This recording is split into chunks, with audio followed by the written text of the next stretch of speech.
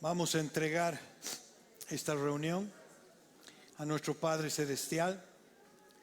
Pongámonos de pie.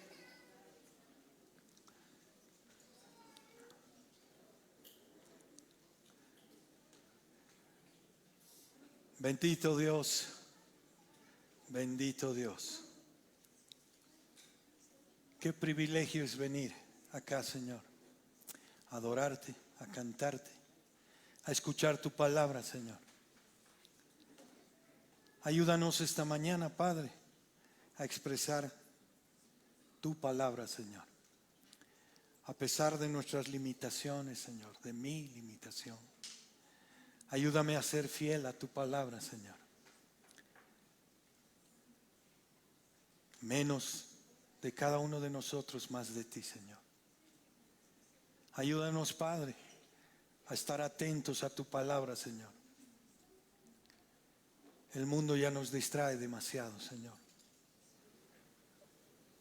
Cualquier cosa nos distrae, Señor. Ayúdanos a concentrarnos en tu palabra. Ayúdanos a entender que no has venido a escuchar a ningún hombre, sino a ti, Señor.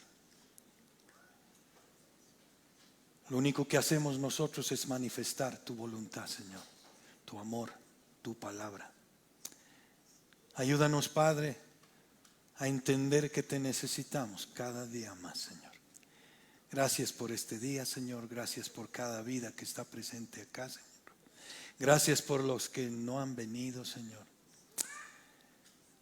Ábreles el corazón para que puedan entender que somos un solo cuerpo, Señor. Y que es hermoso venir a escuchar tu palabra, Señor. Gracias, Padre, por todas las personas que están fuera de Bolivia y van a escuchar la transmisión directo o indirectamente después. Ellos tal vez no puedan estar acá presentes con nosotros y nos puedan escuchar a través de las redes. Gracias, Padre, en nombre de tu amado Hijo Jesús. Amén. Pueden tomar asiento, mis queridos hermanos. Y bueno, como saben, estamos en Efesios, capítulo 4, y vamos a continuar este estudio, esta hermosa carta que Pablo escribe a los Efesios, y no solo a ellos, sino también a cada uno de nosotros, ¿sí? Y antes de comenzar la prédica, yo quiero comentarles algo que el viernes, cada vez que subo ya sea un minibús o al teleférico, siempre estoy meditando en la palabra de Dios y siempre hablando y mirando y observando al mundo. Y ustedes saben que el viernes, mientras yo subía a un velorio, la ciudad estaba totalmente conmocionada, a pesar de la lluvia. San Valentín creo que era, ¿no? Y me preguntaba y le preguntaba a Dios, después decimos que tenemos libre albedrío y no nos damos cuenta que estamos influenciados por todo lo que tiene el mundo. Y no decidimos nosotros. Veía muchachas con flores, con pasteles, tortas. No estoy criticando eso, ¿sí? Eso yo quiero que no estoy criticando. Pero a veces somos tan soberbios y decimos yo decido. Y eso no es verdad. Porque estamos influenciados. El día del amor, el día de la primavera era el 21 de septiembre, hoy día es el 14, y si van a salir otros días, yo me voy a seguir acoplando a esos días, porque yo no decido. Estoy influenciado por el medio, por el lugar donde vivo, por las cosas que miro. Y es por eso que tenemos que ver por quién estamos influenciados y dónde permanecemos. ¿En quién está nuestro fundamento? ¿En las cosas del mundo? No está mal llevar una flor a quien amas. El tema es el por qué lo haces. Porque deberíamos permanecer en ese amor todos los días, no solo un día. Pero ese día nos acordamos. Y por eso constantemente el hombre va creando estos espacios para recordarte que tienes que llevar una flor, para recordarte que tienes que decir que amas a alguien. Dios no es así. Dios nos ama incondicionalmente. Y Él no puede ser influenciado por nada porque Él es el gran yo soy. Él sí tiene libre albedrío porque no le influencia nada. En cambio nosotros sí decidimos si vemos a Dios o vemos al mundo. Pero libre albedrío no lo tenemos, estamos muy influenciados. Y eso me preguntaba y le preguntaba a Dios. Qué increíble. Cuán influenciados somos. Y cada uno de nosotros deberíamos preguntarnos por qué hacemos lo que hacemos. Amén. Y bueno, hoy día vamos a empezar el capítulo 4 de Efesios y he titulado la prédica La unidad y la madurez en la iglesia. Y vamos a ver el texto Efesios capítulo 4 del 1 al 16. Y voy a ir leyéndolo poco a poco porque si lo leo de corrido y voy a volver a leerlo, tal vez el tiempo me coma. Y como introducción podemos decir que en los capítulos del 1 al 3 de Efesios el apóstol Pablo ha establecido una base sólida para entender la naturaleza de la iglesia. Amén. Y la relación de los creyentes con Dios.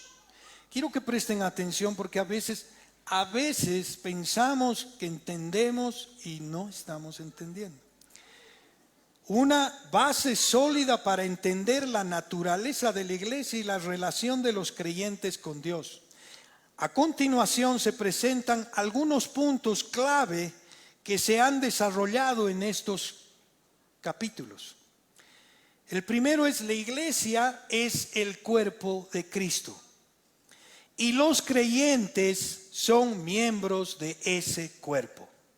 La iglesia es el cuerpo de Cristo y los creyentes son los miembros de ese cuerpo. Amén. Eso hemos visto en Efesios capítulo 1 del 22 al 23 y capítulo 2 del 2:16.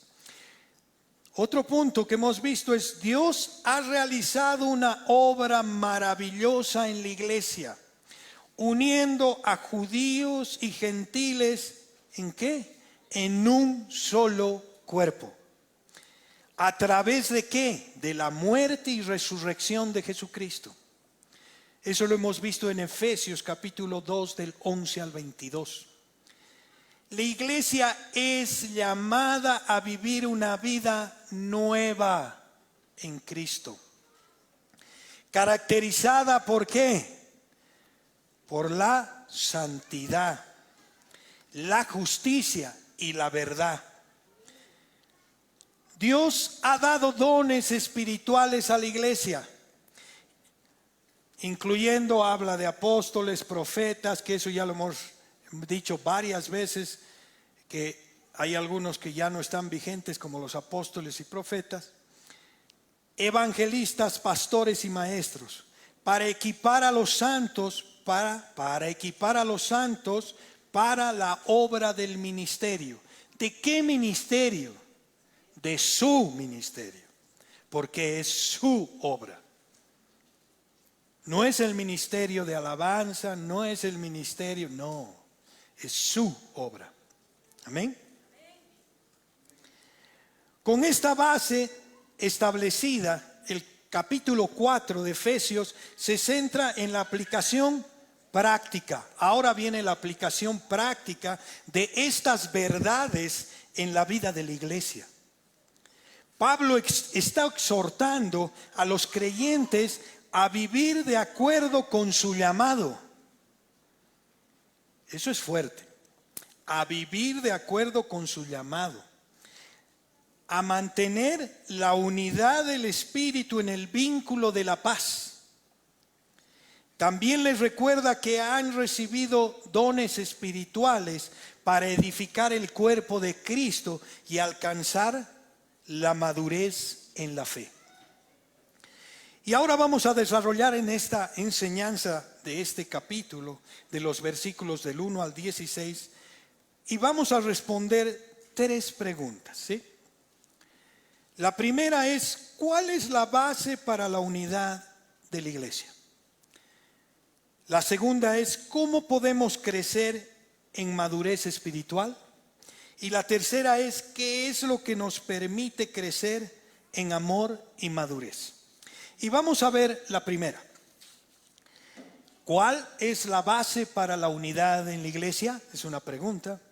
Y esto vamos a leer el versículo del 1 al 6, donde dice, yo pues, preso en el Señor, os ruego que andéis como es digno de la vocación con que fuisteis llamados, con toda humildad y mansedumbre, soportándonos con paciencia los unos a los otros en amor, solícitos en guardar la unidad del Espíritu en el vínculo de la paz, un cuerpo y un espíritu, como fuisteis también llamados en una misma esperanza de vuestra vocación, un Señor, una fe, un bautismo, un Dios y un Padre de todos, el cual es sobre todos y por todos y en todos. Amén. Cuando nosotros nos unimos a una organización o a un grupo, entendemos o comprendemos que debemos vivir de acuerdo a las normas y reglamentos de este grupo. Acepta sus metas, objetivos y normas como propios. Esto se puede ilustrar de muchas maneras. Cuando naces y creces en un país o llegas de un país a otro, te comprometes a cumplir las leyes de este país, ¿o no es así? Bueno, aquí en Bolivia las leyes se cumplen muy poco y tal vez por eso estamos así, la verdad. Debes conducirte, por ejemplo, sobrio, con licencia, tienes que sacar licencia para conducir. Debes pagar impuestos si trabajas. No puedes cometer homicidio. Y hay muchas otras leyes que debes cumplir como parte de ser ciudadano de un país. Si te niegas a cumplir estas normas, entonces hay un lugar donde aquellos van a parar. ¿Dónde es? A la cárcel. ¿Sí? No hay otro. Ahora, no importa en qué grupo, con qué grupo te unas. Te obligas a vivir y actuar de acuerdo con las normas, objetivos y metas de ese grupo. Hasta en las pandillas hay eso. Si quieres pertenecer acá, tienes que hacer esto. ¿No ves? Y en el lugar donde esta verdad debería prevalecer más, expresarse con mayor intensidad, es donde casi se pierde. Y esta es la iglesia de Dios. Se pierde. Esa idea de conformarse a las normas de ser parte de una iglesia casi está perdida. Demasiadas veces nosotros como creyentes nos alegramos de tener la salvación. Ya soy salvo, dices. Ya tengo la salvación segura. Las bendiciones y promesas del Evangelio. Pero no tenemos tanta alegría cuando se trata de vivir responsablemente como cristianos y conformarnos a las normas de lo que significa estar en Cristo. Es tremendo. El entender que estamos en Cristo es lo importante. Y obedecer los mandamientos de las Escrituras. Yo no puedo seguir viviendo en Cristo y desobedecer los mandamientos. No hay coherencia. No puedo vivir así. Cuando recibimos a Jesucristo como nuestro Salvador, fuimos vivificados. Nos convertimos en hijos de Dios, nuevas creaciones, personas redimidas, pero también nos convertimos en parte del cuerpo de Cristo. Y con los grandes honores y privilegios de estar en este cuerpo, vienen grandes responsabilidades y deberes.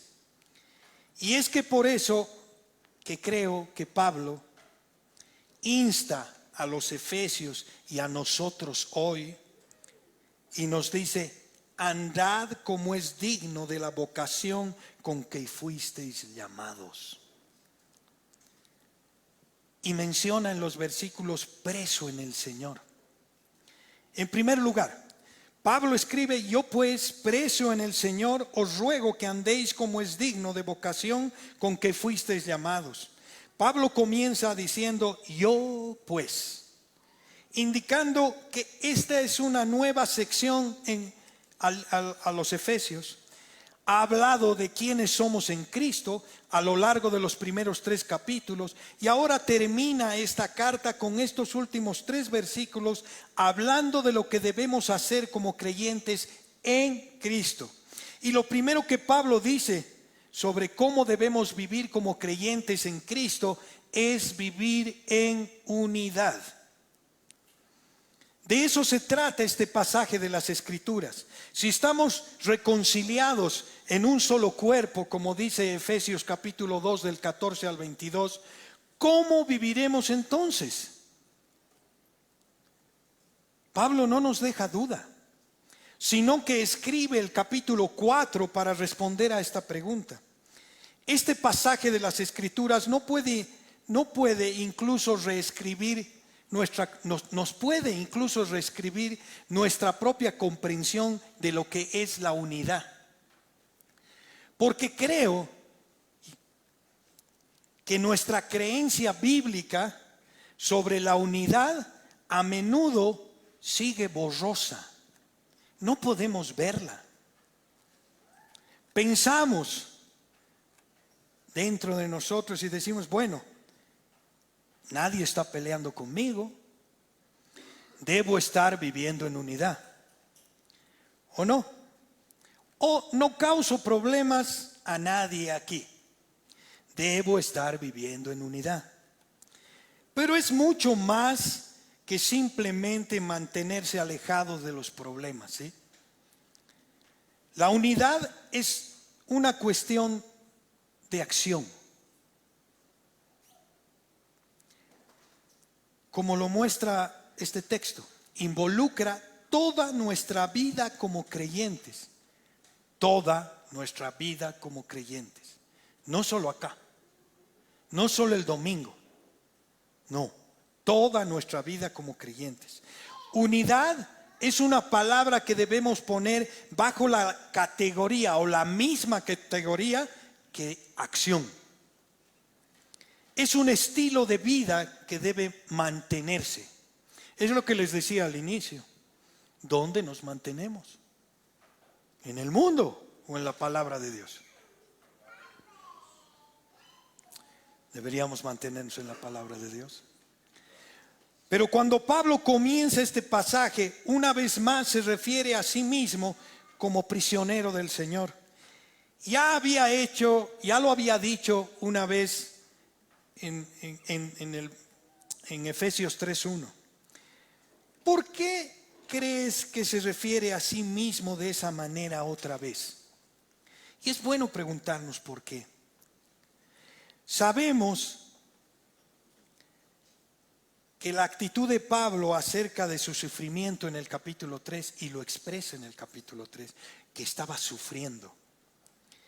Que él, además, a pesar de su sufrimiento, estaba enfocado no en sus dificultades, sino en Dios. No estaba viendo sus circunstancias, estaba enfocado en Dios. No estaba en su propio reino chiquitito, estaba enfocado en el gran reino. El enfoque de Pablo nunca estuvo en la dificultad presente, sino en Dios.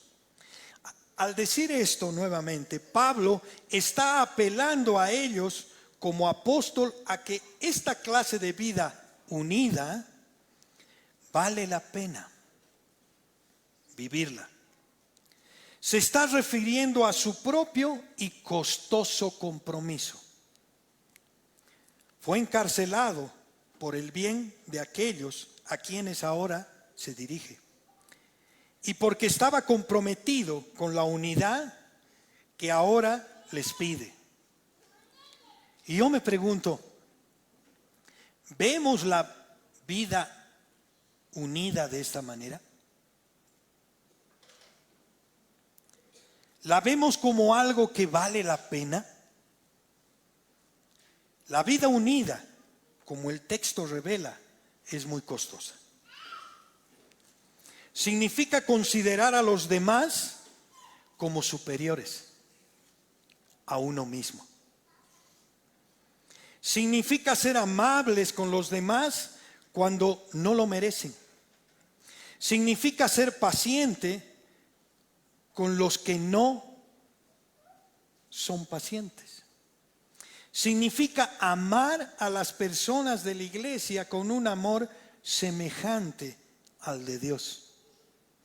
Significa un compromiso costoso. Significa andar de la manera digna del llamamiento al que has sido llamado. Vale la pena vivir unidos, porque mostramos al mundo que pertenecemos a Cristo y al poder de su maravillosa gracia para reconciliar a los pueblos en un solo cuerpo y erradicar por completo, como hemos visto las anteriores veces, las barreras que una vez nos separan. ¿Cuáles son?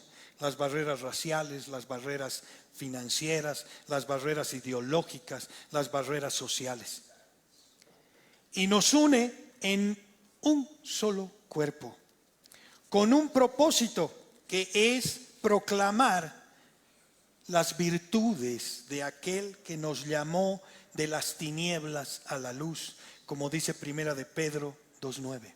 Nos llamó de las tinieblas a la luz. ¿Vemos la unidad de esta manera? ¿Crees que realmente vale la pena?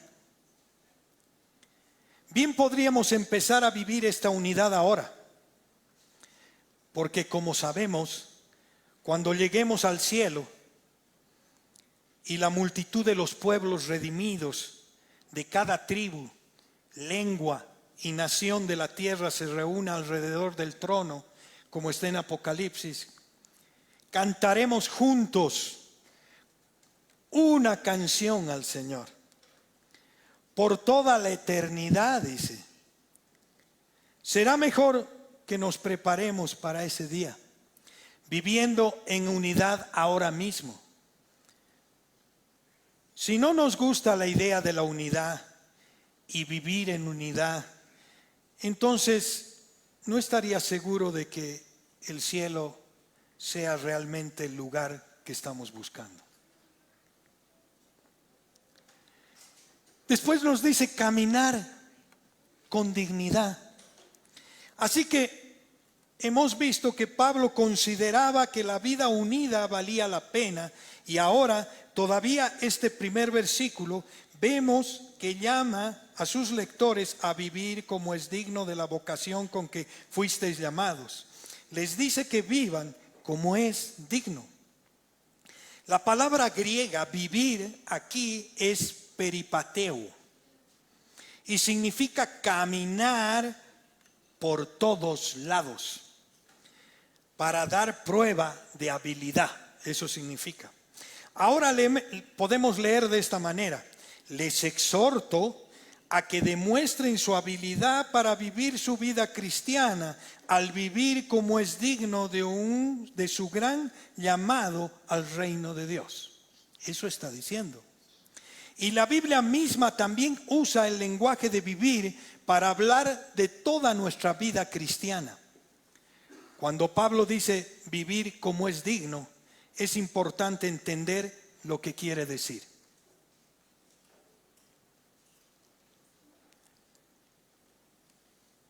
No quiere decir que cada uno de nosotros necesita vivir de una manera que sea digna para ser llamado por Dios.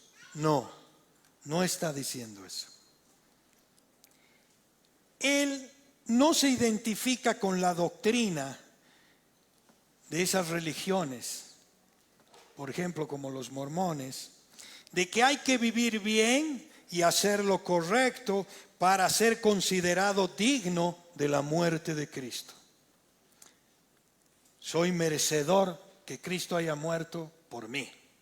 No, no está hablando de vivir de esa manera. No hay nada que hayamos hecho, y eso ya lo hemos visto, ni nada que podamos hacer que nos haga merecedores de la muerte de Cristo. Nada. Vemos lo que Pablo dice acá: andad de una manera conforme a nuestro llamamiento. No está diciendo que vivamos dignos de ser llamados, sino que vivamos dignos porque somos llamados. Hay diferencia. Vamos a vivir dignamente porque somos llamados. El llamado del creyente, este llamado al que se refiere Pablo acá, andad como es digno de vocación, se refiere a la invitación divina que recibimos de Dios en la conversión. Cuando Dios nos llama a venir a Él y ser salvos. Cuando Dios nos llama al arrepentimiento y a la fe en la conversión. La palabra griega acá es klesis, que significa invitación a un banquete. ¿Y no es eso lo que Dios hace en la salvación? Nos invita. Nos invita a su reino. Amén. Nos ha invitado a su reino, sus bendiciones, su reino, su obra. Nos dice: bienvenidos a mi plan. Bienvenidos a mi historia. Bienvenidos a mi gran historia de redención.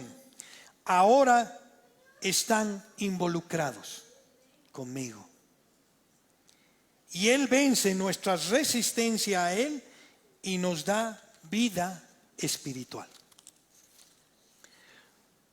Todo en un momento. No puedes vencerla tú.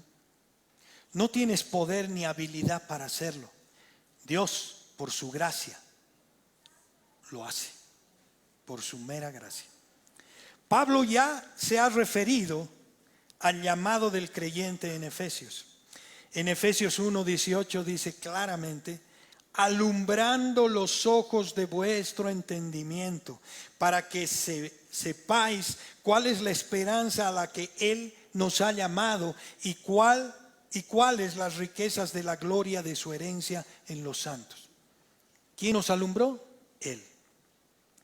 Así pues, es sobre la base de la gran obra de la salvación que Dios ha realizado en nosotros que la Biblia nos exhorta a llevar una vida que esté en consonancia con nuestro alto llamamiento.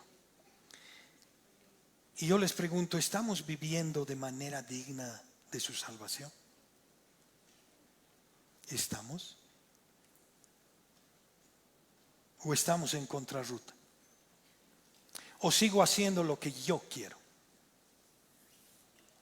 Sigo pensando, sigo siendo tan influenciable que sigo haciendo lo mismo.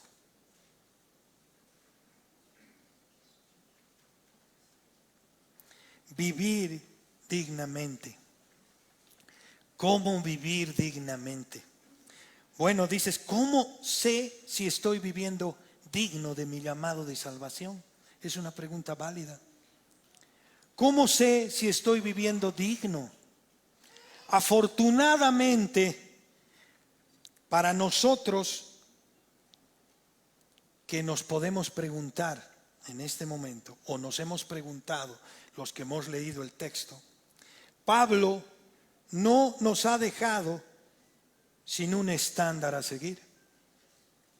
No lo ha dejado ahí, ha dicho, no sé lo que harás, tú entendelo si entiendes. No. Nos dice en el siguiente versículo cómo debemos vivir dignos de este llamamiento. Y nos dice, con toda humildad y mansedumbre, soportándonos con paciencia los unos a los otros en amor. Pablo nombra aquí 4 gracias: humildad, mansedumbre, paciencia y tolerancia amorosa, que vamos a verlas ahorita, en este momento, individualmente. También es importante ver que estas características son progresivas, no son inmediatas, son progresivas. Es donde permanezco, donde estoy permaneciendo, que esto se hace progresivo. Si yo no permanezco en la palabra, si yo no permanezco en Él, ¿cómo voy a tener humildad, mansedumbre, paciencia y tolerancia? ¿Cómo?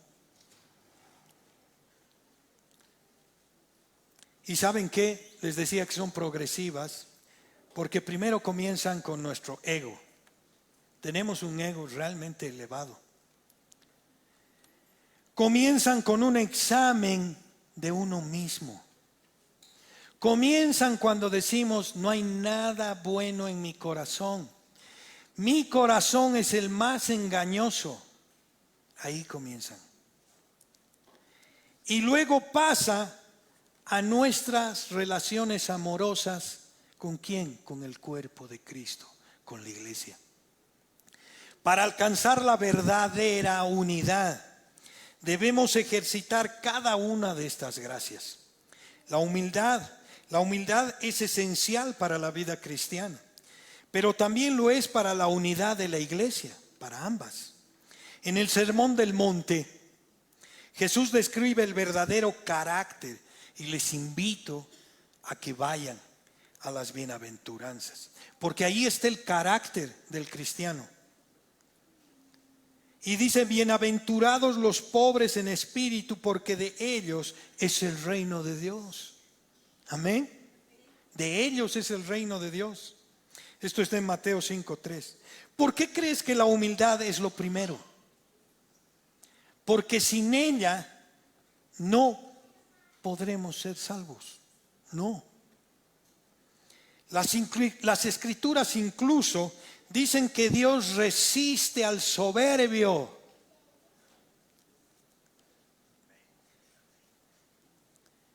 Es en la humildad donde reconoces tu necesidad de un Salvador. Te das cuenta de tu pobreza espiritual y que estás apartado de Dios y que necesitas un Salvador. Pero ¿cómo se aplica esto de vivir en unidad en la iglesia?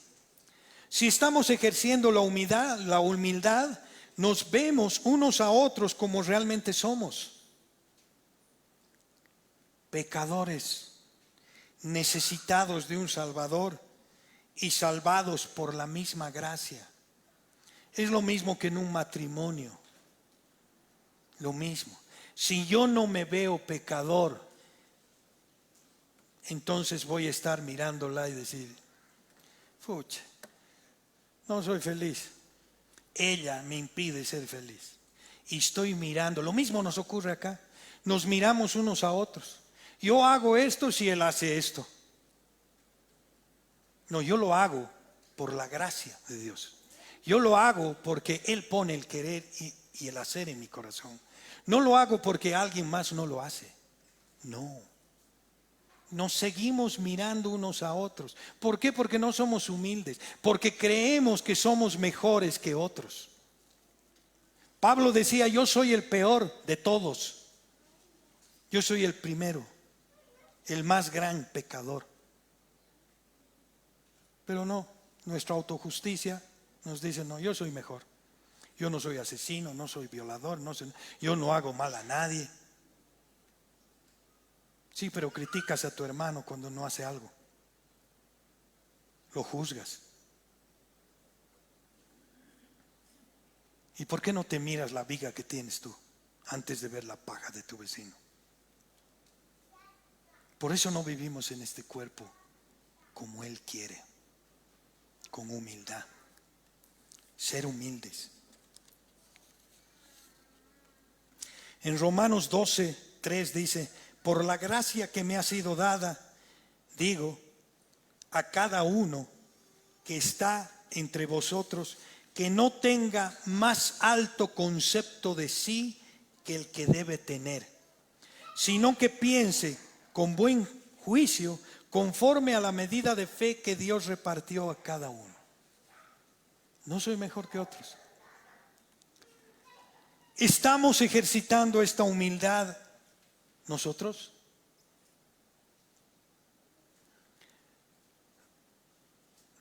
Mansedumbre.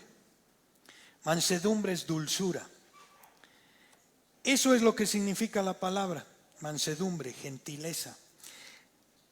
Debemos ejercer la gentileza unos con otros.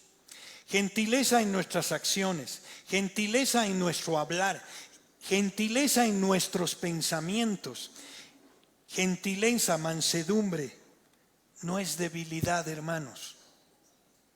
Pensamos que porque somos mansos, somos mensos. No, no, no. Jesús era manso y humilde. ¿Qué estamos aprendiendo, hermanos? Es que escuchamos al mundo. Piensa mal y acertarás. Ese es el mundo. Yo no puedo pensar de esa manera. ¿Qué dice la palabra? Piensa en bien. Todo lo que es bueno, agradable, perfecto. Eso voy a pensar.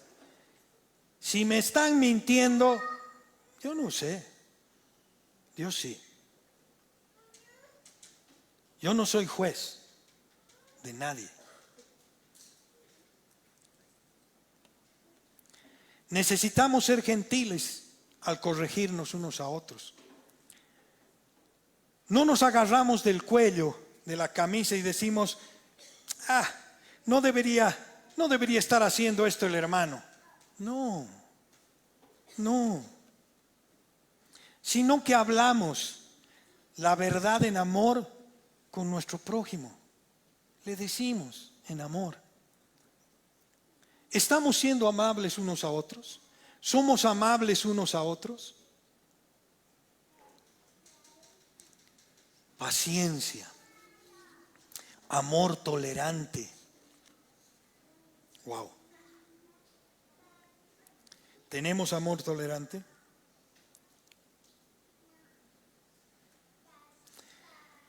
El amor tolerante, cuando habla acá, la palabra griega para soportar aquí es anechomai. Y esto significa sostenerse a sí mismo contra algo. Y hermanos, no sabemos el consuelo que te brinda alguien cuando te escucha en tu momento de necesidad. Es un consuelo tremendo. No sabemos el consuelo que nos brinda alguien cuando se toma el tiempo para nosotros y escuchar nuestras preocupaciones. Eso es amor.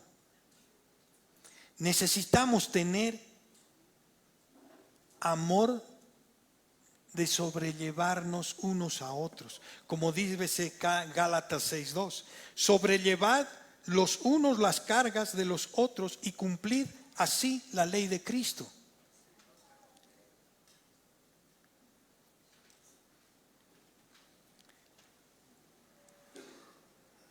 La unidad del Espíritu también habla.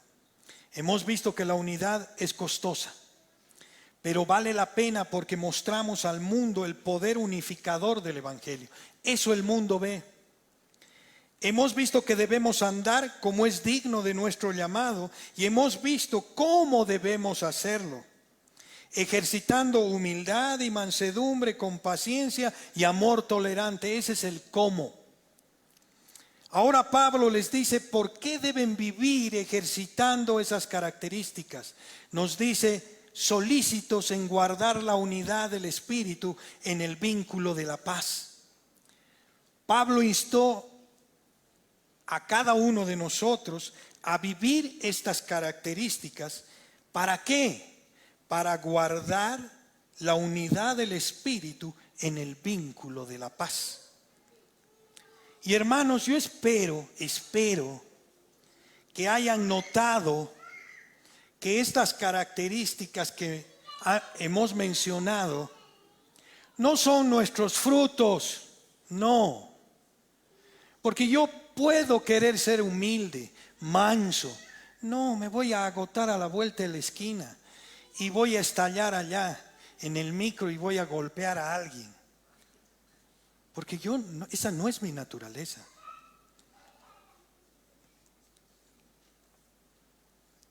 Eso es de Él. Él. Todo lo que hemos mencionado es Él. Por eso cuando decimos estamos en Cristo, manifestamos su nueva vida, negándonos a nosotros mismos. No puedo ser amoroso, ya les digo, amoroso puedo ser porque el mundo me dice que hoy día es San Valentín. Hoy le voy a llevar las flores. De aquí a 2 días me olvidé completamente. No podemos permanecer. Solo podemos permanecer en Él. Solo.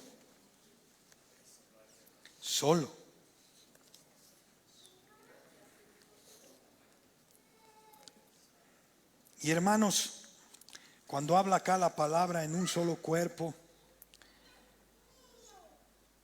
si te fijas, Pablo menciona primero el cuerpo y el espíritu, porque está hablando principalmente de la unidad en el cuerpo. Y esa unidad, como hemos visto, se establece por el Espíritu, por su Espíritu. Hoy en día muchas denominaciones, que hay muchas denominaciones, pero estas denominaciones, si son de Cristo, solo es un solo cuerpo. Amén. Esta es una iglesia local. Y como esta, hay muchas. Y si están en Cristo, es un solo cuerpo.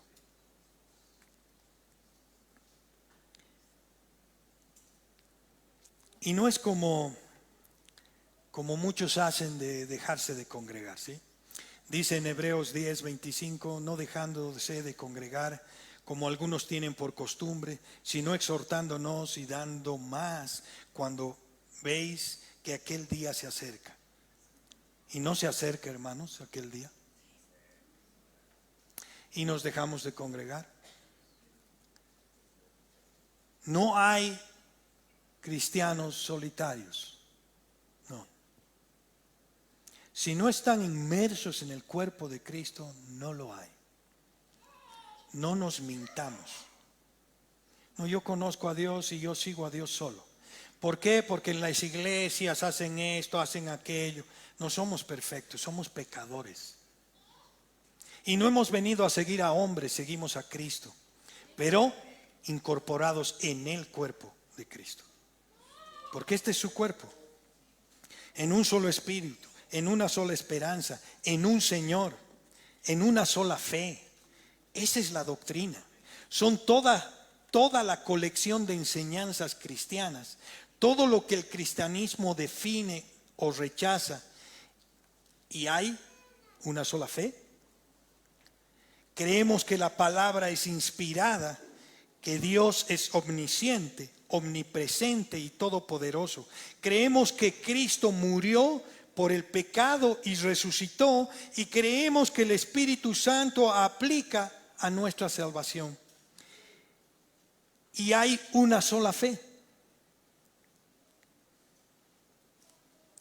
Y yo me pregunto, ¿por qué no podemos estar unidos en el cuerpo si tenemos una sola fe, un solo cuerpo, un solo Señor? ¿Por qué? Porque hay mucho de nosotros. Mucho. Un bautismo, un Padre. Debemos vivir en unidad. Amén. Debemos. ¿Cómo estamos como iglesia? ¿Cómo? ¿Cómo estás tú? ¿Que piensas que porque te involucras en algo de la iglesia, ese es el ministerio? No. El ministerio es Él. Cuando realmente entiendo en quién estoy andando. Y todo el resto viene por añadidura. Yo me congrego por necesidad. Yo leo la palabra porque es necesidad impuesta en mi corazón. Porque necesito el pan de cada día. Necesito su maná. No es a la inversa, hermanos. No es mi disciplina para encontrar a Dios. Si me encuentro con Él, en el Espíritu, estos son los frutos. Estamos leyendo la palabra de Dios desde Génesis, cronológicamente. Ponemos en el grupo. Y saben, no estamos esperando ni controlando quién lee y quién no lee. Porque eso Dios lo sabe. Porque no es un tema de imponer cosas. No es mi capricho. Puede ser mi deseo. Porque acá arriba estudiamos la palabra de Dios y vemos cuánto nos habla. Y queremos transmitir. Y muchas veces esa carga viene a nosotros cuando queremos ponernos esa mochila y decir, pucha, ¿qué más hacemos? Entonces hay una tendencia a querer ser activistas. Pero no se trata de eso. Es al revés. Las cosas van a salir porque Dios ha impuesto un querer y hacer. Lo que hacemos acá es mostrar a Cristo. Y sabes, tú muestras a Cristo donde vas. Con tu actitud, con lo que piensas, con lo que haces, con lo que miras, con lo que escuchas. Y vamos a la segunda pregunta para responderla, como dice, ¿cómo podemos crecer en madurez espiritual? Y voy a leer del 7 al 12 y dice, pero a cada uno de nosotros fue dada la gracia conforme a la medida del don de Cristo, por la cual dice, subiendo a lo alto, llevó cautiva la cautividad y dio dones a los hombres. Y eso de que subió, ¿qué es sino también había descendido primero a las partes más bajas de la tierra? El que descendió es el mismo que también subió por encima de todos los cielos para llevarlo todo. Y él mismo constituyó a unos apóstoles, a otros profetas, a otros evangelistas, a otros pastores y maestros, a fin de perfeccionar a los santos para la obra del ministerio, para la edificación del cuerpo de Cristo.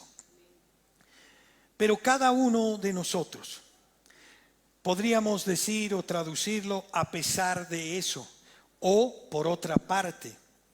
Y eso está estableciendo un contraste de lo que acaba de decir Pablo y lo que va a mencionar a continuación. Ya lo dijo anteriormente y continúa con lo mismo y dice, para pasar del tema de la unidad de los creyentes, que estaba en el versículo 6, al carácter único de los creyentes individuales, cada uno, cada miembro. Gracia. La gracia es una definición del Evangelio en una sola palabra, porque es la buena nueva de la obra gratuita de la salvación que Dios hace a la humanidad pecadora.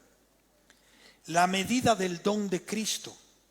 Cada creyente tiene un don espiritual que Dios da de acuerdo a su voluntad y designio soberano. No es nuestro don, ya lo hemos dicho varias veces, es lo que Él decide. Subiendo a lo alto, dice, Pablo está trayendo acá lo expresado en el Salmo 68, 18, que dice, subiste a lo alto,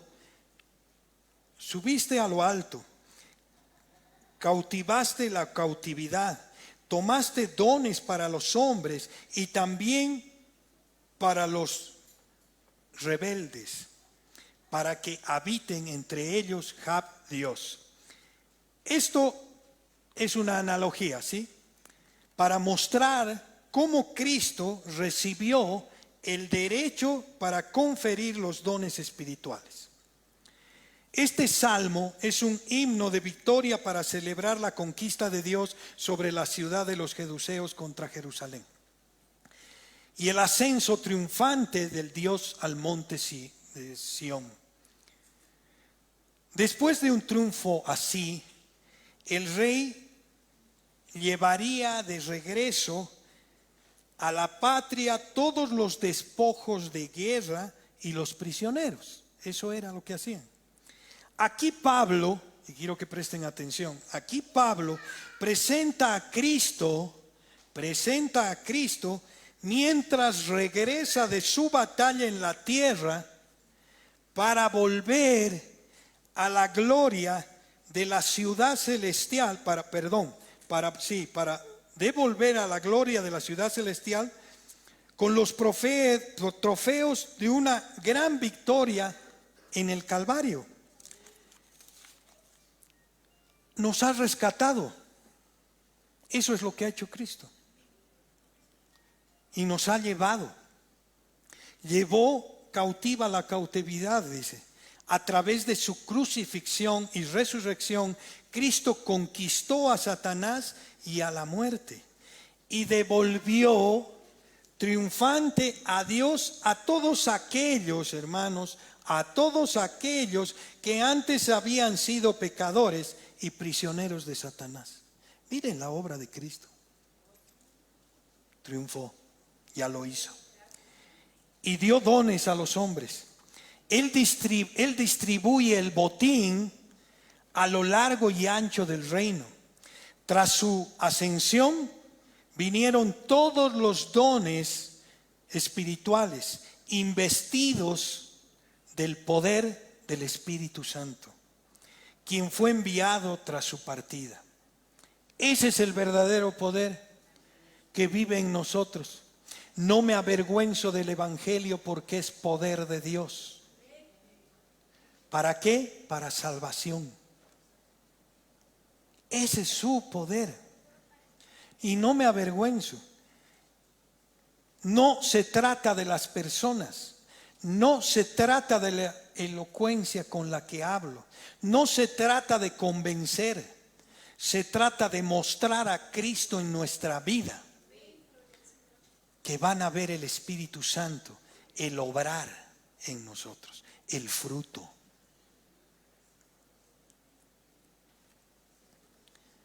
El 11 dice, y él mismo constituyó a unos apóstoles, a otros profetas y a otros evangelistas y a otros pastores y maestros, a fin de perfeccionar a los santos para la obra del ministerio, para la edificación del cuerpo de Cristo. Y bueno, hemos visto ya varias veces el tema de los profetas y los apóstoles, ¿no? Que eso era antes de que se escriba toda la palabra. La palabra ya todo está escrita, ya no hay profetas, los apóstoles son 12, y sí hay maestros que estamos para edificar su iglesia, ¿sí? El propósito, la obra del ministerio. ¿Cuál es la obra del ministerio? Y lo hemos dicho, la obra del ministerio es Él. Él lo hace a través de los dones que nos ha dado a cada uno de nosotros. El cuerpo de Cristo se refiere a la iglesia. Nosotros somos encargados de hacer eso, que es el conjunto de todos los creyentes que se unen para adorar, aprender y servir de Dios. La edificación del cuerpo de Cristo.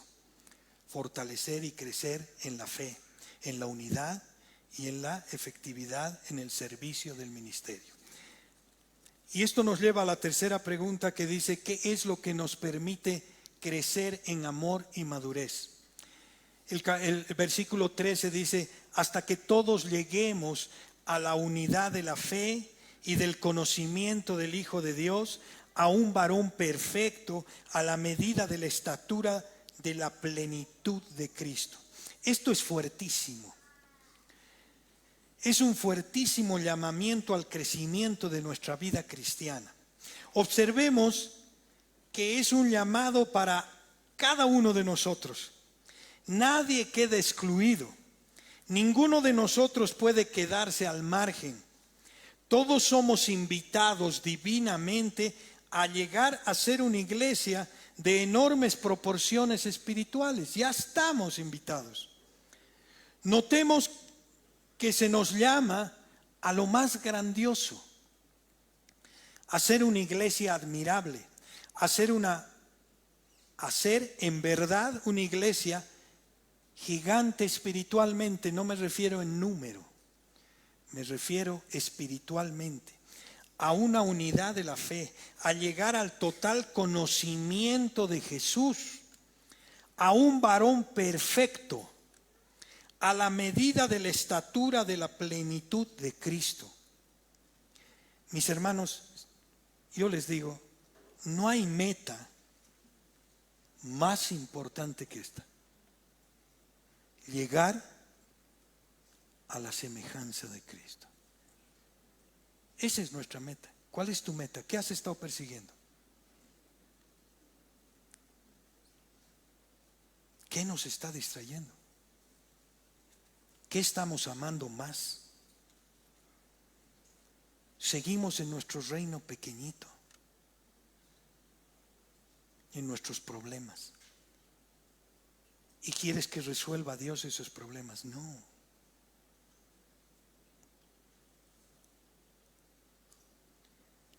El objetivo es ser más semejantes a Cristo.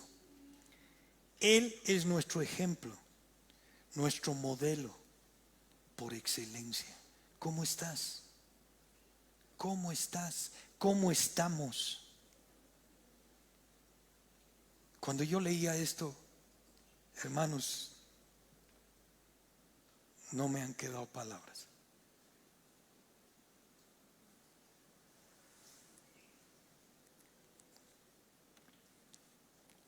Para alcanzar esto, mis hermanos, lo único que podemos hacer es crecer espiritualmente.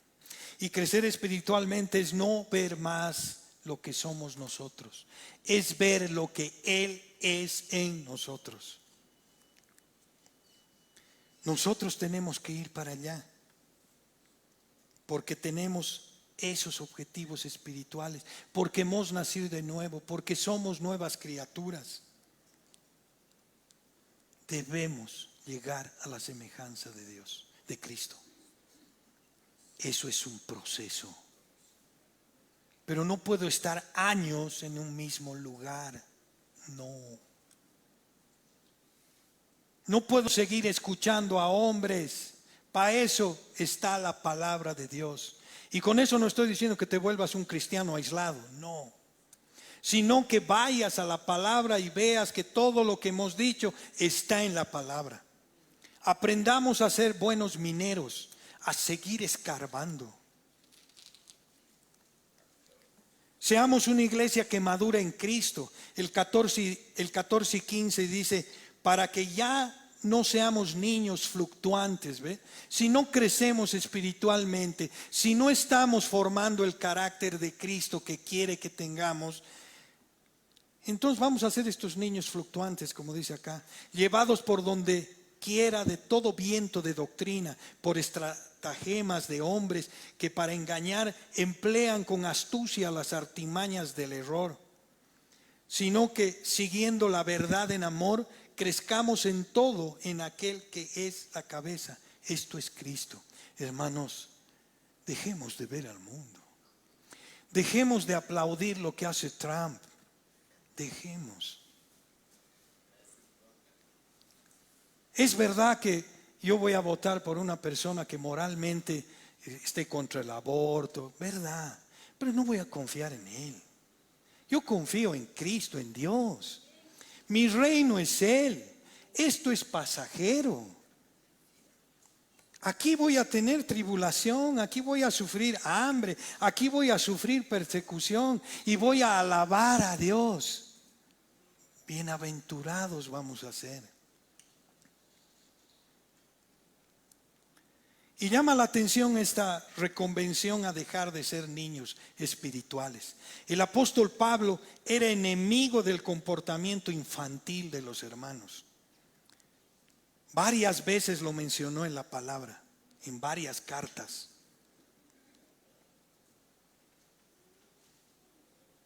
Tenemos que madurar, hermanos, espiritualmente si queremos ser una iglesia fuerte. Los niños espirituales son fluctuantes, llevados por cualquier viento de doctrina y son fácilmente engañados.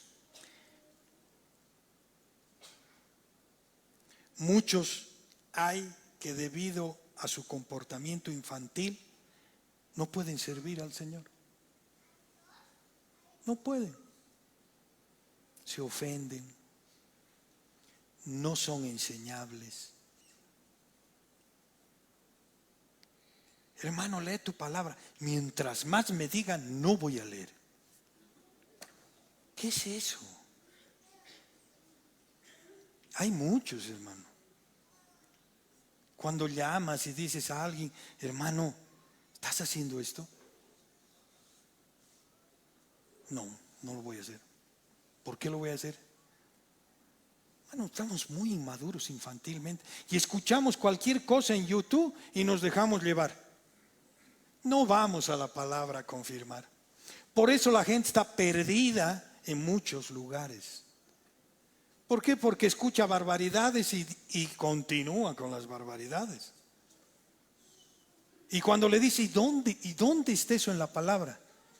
Ah, no, el hermano ha dicho. ¿Qué es eso? ¿Qué inmaduros somos?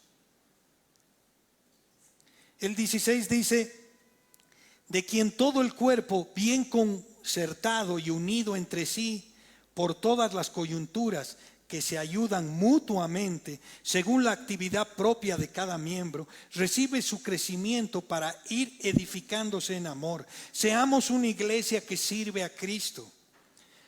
Son varias las enseñanzas que contienen este versículo, pero yo solo quiero tomar la que dice según la actividad propia de cada miembro. Una iglesia fuerte espiritualmente es aquella donde todos sirven al Señor, donde todos ponen en práctica sus dones y talentos, donde nadie tiene que decir, hermano, yo veo que tienes este talento. No, Dios te pone el talento. Nadie te tiene que obligar o a inducir. No. No estoy hablando de habilidades, hermano. Estoy hablando de dones. Hay quienes creen que el pastor debe hacer todo el trabajo. La iglesia que piensa así no avanza mucho. La congregación donde pocos son los que realizan el ministerio. ¿Cuál es el ministerio? La obra de Él, no la nuestra. Y donde la gran mayoría de los miembros se aburre viendo a estos pocos trabajar, es una iglesia que tiende a desaparecer. Esto no es un espectáculo, hermanos. No he venido a criticar si el hermano tiene metodología, no tiene metodología, si habla bien, si me aburre. No. He venido a escuchar la palabra de Dios. He venido a escuchar el poder de la palabra de Dios. Dios no quiere una iglesia de espectadores donde vienen a marcar tarjeta solo el domingo. No. Y además a veces vienen tarde. No entendemos, hermano. No entendemos en quién estamos. ¿Qué reverencia estamos mostrando? Ahí veo los frutos y digo, no es importante en tu vida. Dios no es importante. Porque voy de vacaciones y no me congrego. Porque voy de vacaciones y no leo la palabra. Estoy de vacaciones. ¿Qué es eso? Es nuestro pan, nuestro maná. ¿Qué pasa, hermanos? ¿Qué pasa que vemos la iglesia fluctuar entre que vienen y no vienen? No lo necesitamos, ¿verdad? Somos autosuficientes. Que el Señor nos encamine nuestros corazones, hermanos, a ser una iglesia que crece, madura y sirve a Dios, al Dios Todopoderoso. Amén. Pueden tomar,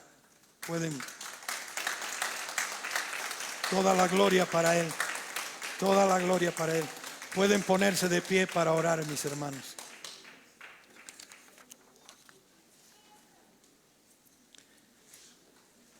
Bendito Dios.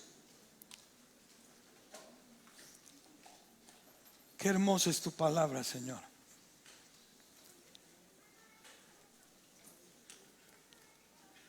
Cuánto te necesitamos, Señor.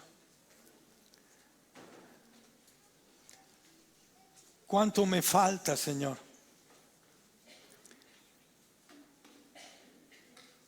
Para formar tu carácter en mi vida, Señor. Quiero amar como tú amas. Quiero tener tu humildad, Señor. No tu humildad, quiero expresar tu humildad, Señor. Porque tú ya vives en mí, Señor, en cada uno de nosotros. Ayúdanos a mirarte a ti, Señor, y dejar de mirarnos a nosotros mismos. Ya basta de nosotros, Señor. Nuestra naturaleza es caída, no hay nada bueno. Y si hay algo bueno es tuyo, Señor. Perdónanos, Señor. Que aunque nos quedemos dos, Señor, acá, o tres, seamos fieles a ti. No es un tema de números, Señor. Tú nos vas a sostener, Señor. Porque en ti confiamos, no en la gente. No hemos venido a caer bien a la gente, Señor. Si hay muchos que se han molestado, Señor, que sea la tristeza tuya, Señor, que los lleve a arrepentirse de verdad y puedan ver tu salvación y puedan caminar en ti, pegados a ti, dejando nuestras propias miserias, nuestros sueños tontos, que descuidamos tu palabra, Señor, por seguir sueños que cuando los logramos, Señor, no nos llenan, sueños que muchas veces nos meten en problemas. Tu reino es lo que queremos, Señor. Gracias por tu palabra. Gracias por tu amor. Gracias por tu humildad, por tu mansedumbre, por mandar a tu Hijo Jesús a morir por nosotros, Señor. Gracias, Señor. Bendito Dios. Gracias. En el nombre de tu amado Hijo Jesús. Amén.